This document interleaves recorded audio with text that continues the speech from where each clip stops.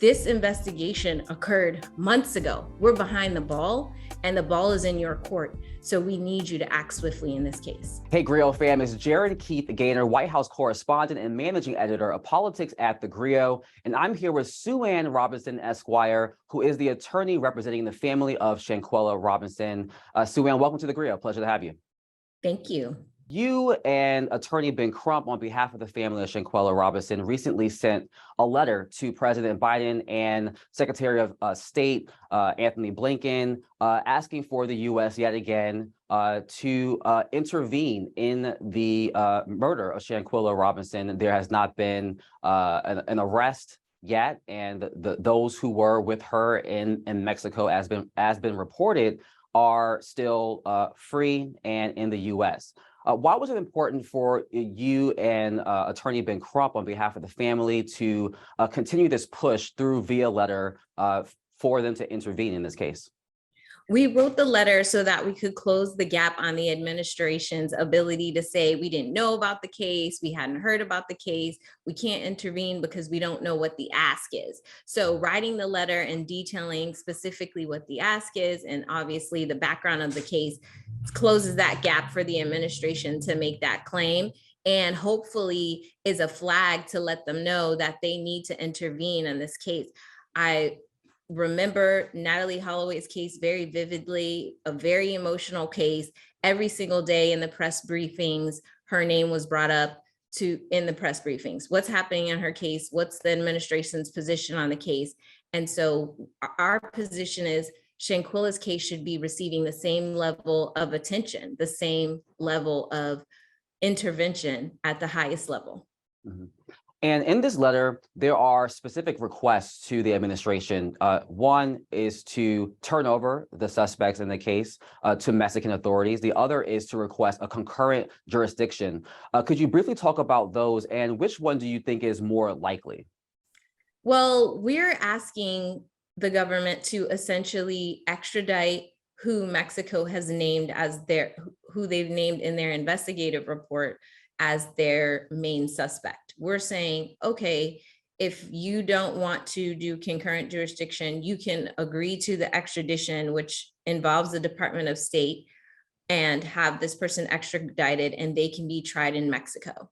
Or they can request concurrent jurisdiction with Mexican law enforcement, do their own investigation, and then prosecute the people who, based on the investigation, are found to be responsible for her death. They can be prosecuted here. So there's two options. Obviously, we know about the traditional extradition where someone commits a crime in Mexico, a Mexican national, and then they escape to the United States. And then a Mexican national is extradited back to Mexico, or vice versa.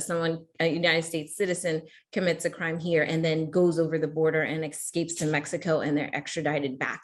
We recognize that this case is different in that the extradition would be saying to the US to turn over American citizens to a foreign country, to Mexico.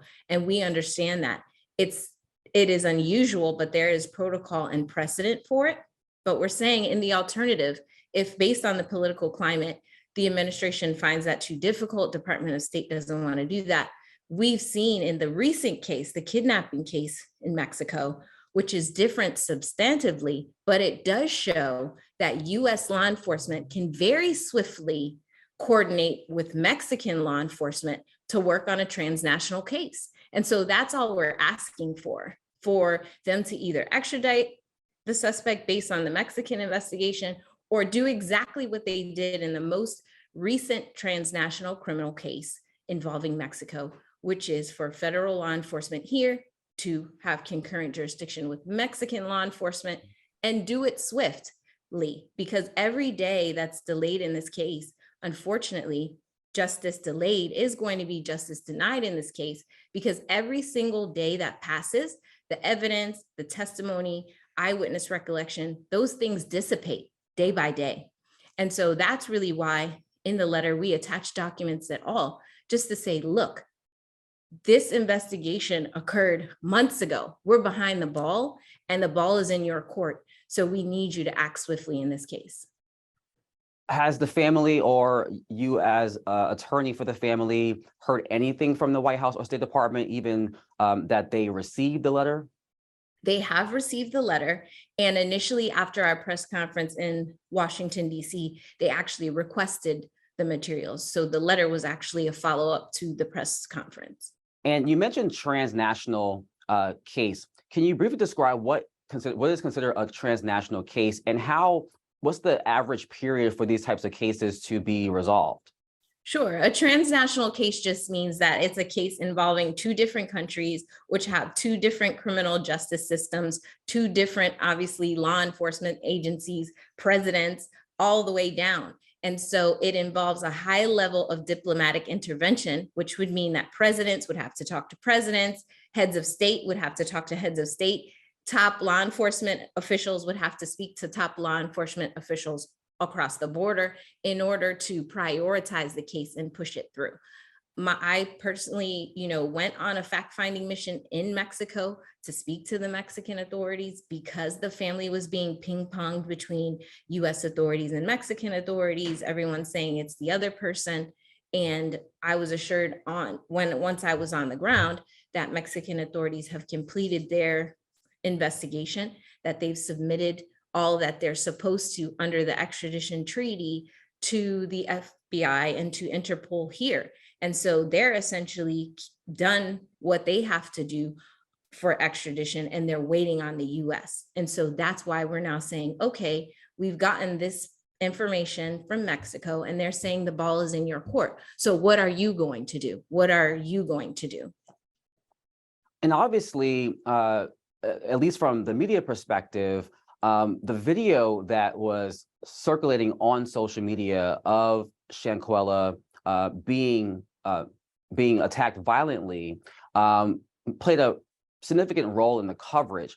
How has that evidence impacted the case, in your opinion? And does the family have any idea what caused that violence that we saw in that video? The video was, in fact, the game changer for the case that changed the case for the Mexican authorities from basic reporting on a death from something that was considered alcohol poisoning to an active criminal investigation where they went back to seek out witnesses again to get statements and find out more information. Unfortunately, by the time the video came out, which was about November 15th, November 16th, the Mexican authorities saw it the same day, but the individuals, the travel mates, had already fled back to the United States the following day after Shanquella was declared deceased. So they couldn't obviously question them or keep them in custody or do anything like that to find out if, where, who, what, when, because they had already returned to the United States. Obviously, I can only imagine as parents and family and friends who loved Shanquella Robinson, how they are in this moment. How are they coping, knowing that those involved in her death are freely walking the streets? I think that it's very tough for them, especially for Shanquella's mother, because 3 of the travel mates initially came to her home and brought Shanquella's suitcase and offered their condolences and, advised her that their daughter had passed away from alcohol poisoning. They never mentioned the video. They never mentioned that she was involved in an altercation. They never mentioned any of that. So it's very difficult to go from what you think you trusted these people that were traveling with her, what they said, and then to see a video with a completely different story. And then, of course, to see the results of the autopsy that says that she died from a spinal cord injury. So it's been a very tough time. Some days are better than others, but obviously the longer that justice is delayed, it causes more and more frustration for the family. And, let's say that President Biden, called you or the family of Shanquella on the phone today. What would you say to the president? We would say to the president that we need you to get the Secretary of State to contact Mexico immediately to either ask for concurrent jurisdiction so that our law enforcement can start their own investigation, or extradite the person named by the Mexican authorities to Mexico so that they can prosecute the person and let them have a trial there. And anything else we should know about this case and the work that you're doing on behalf of the family? I think that what the family really, what we've had to battle a lot in this case is misinformation, a lot of misinformation. And so I think it's so important for platforms like TheGrio and factually based journalist organizations. What you guys are doing is so important, which is making sure that the right people that are actually involved in the case, that the facts about the case are getting out. And that's very important to the family because they're not accustomed to being in the public eye. They're not accustomed to having to speak out. They've been thrust into this while they're also grieving their daughter. So having to grieve your daughter, speak up and find resources and ways to find justice for her, and then also dealing with misinformation as well has been very difficult. So we appreciate platforms that are obviously keeping Shanquella's name in the media, but also sharing actual factual information. Absolutely. I can only imagine. Well, Sue Ann Robinson, Esquire, thank you so much for your time. Thank you.